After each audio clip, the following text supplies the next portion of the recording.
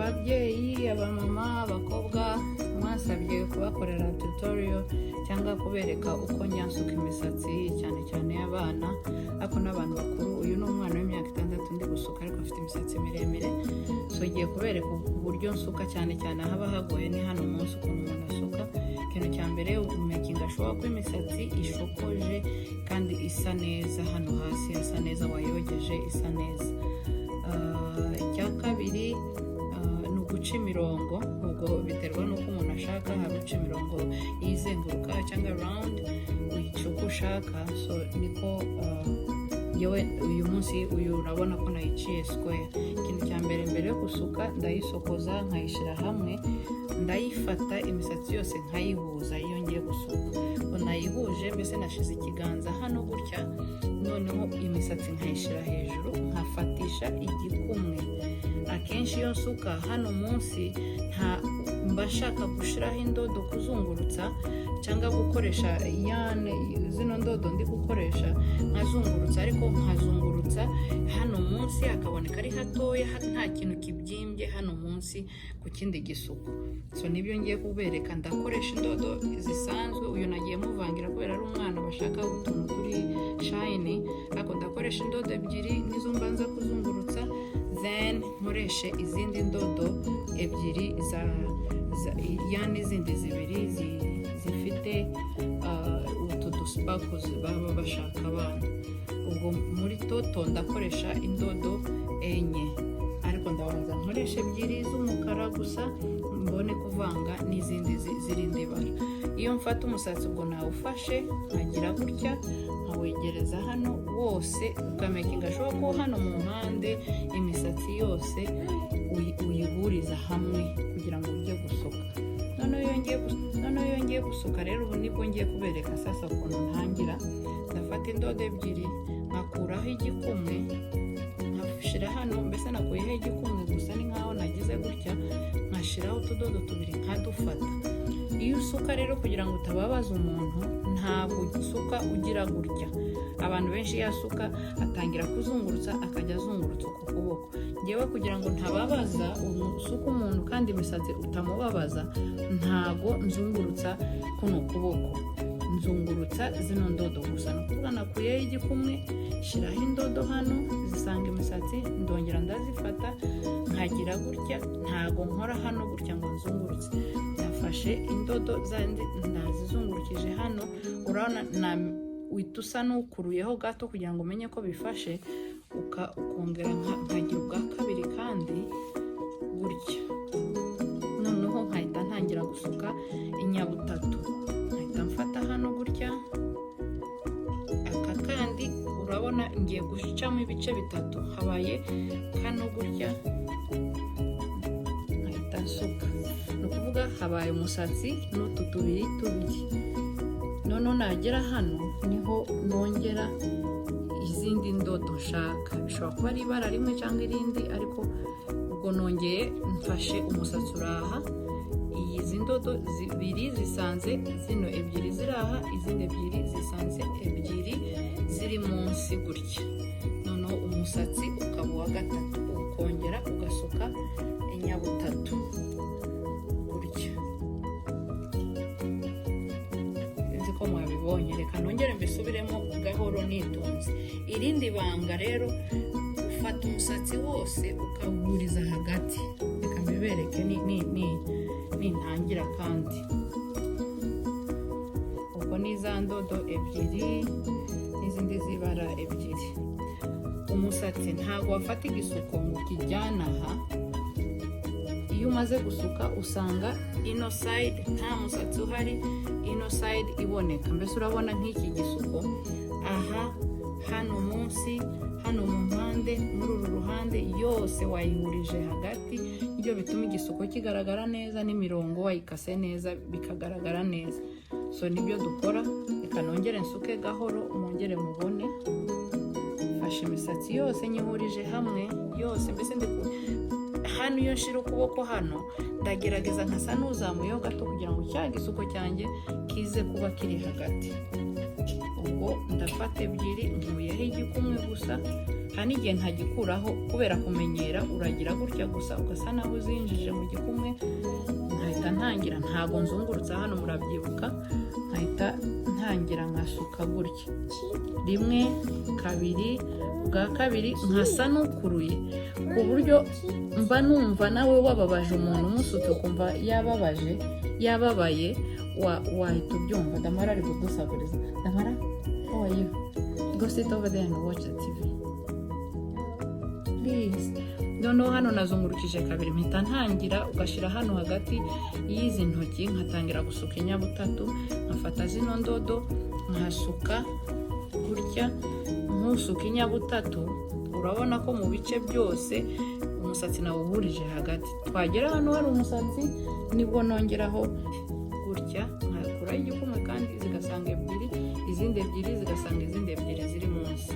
Noneho hano hasigaye umusatsi gusa, noneho nkazamura gutya. Noneho kubera ko abantu bamwe usanga afite umusatsi mukeya cyangwa unanutse, uhita ufata hano, urabona hari utudodo tune, mpita mfata kamwe k'urutu kagasanga umusatsi, nkasuka,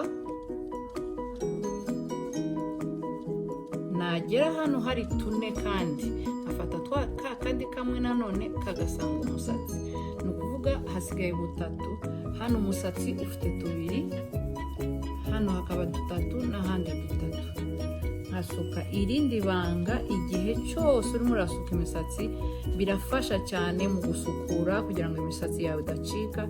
Make sure ko umusatsi wawe aho uri ugumana, umusatsi uguma hamwe. Ntabwo ufata imisatsi utangiye ngo ufate imisatsi itandukanyemo katatu gutya ngo ino ijya hano.